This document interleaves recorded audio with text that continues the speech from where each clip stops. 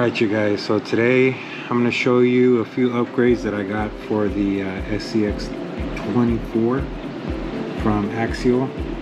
This is pretty much completely 100% stock. Been wanting to do a few upgrades, but it's been running fine so far.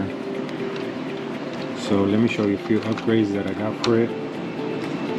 First one is going to be a few brass parts. These are from China. I don't know what brand these are. Got these at Amazon.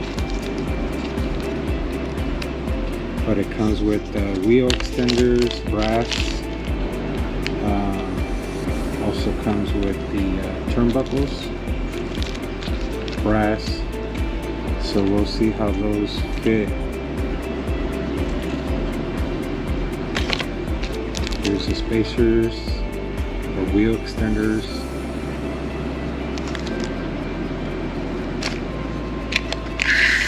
Another upgrade I wanted to do is some tires. These are from Injora. They're pretty much Chinese tires. I heard they actually grab pretty good. They do really good on rocks. Pretty cheap. I think they were $11 to $12. And then the last upgrade that I got are the wheels. These are 1.0s, also made in China. These also got in Amazon. They're like $22, really cheap, but they're actually all aluminum. So let's go ahead and install them.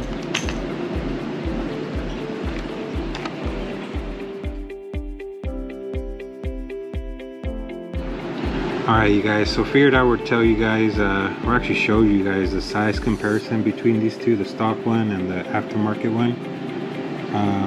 So as you can see, it's a little bit taller,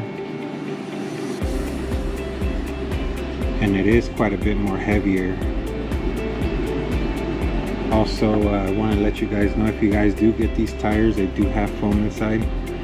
I kept them in there. I'm thinking of putting more brass, so I'm thinking that'll work out pretty good. If not, I can take them off. Also, what I noticed, the design on this, it's actually the same thing as the Pro line Pyrex. Same design, pretty much. But yeah, thought I'd let you guys know. So let's keep on putting them together. Alright you guys, so this is the finished product. Came out pretty nice. It was pretty easy. Looked like really good material also that they use. I didn't use all the bolts for the beadlock rings. I just thought it was just too many. The other thing I didn't use was the spacers. I didn't use the spacers. I think it's already wide enough as it is. I don't want it to rub too much on the body. I did put the steering knuckles. Very easy to install, no issues. Next, I already have ordered an Emax servo. I'm gonna see if I can make it fit on the original mount. If not, I might have to buy the hot racing mount. But yeah, stay tuned. I'm gonna be doing more upgrades to this one. As always, you guys go ahead and comment any questions on the products that I put on my RCs, or see if it made any type of difference.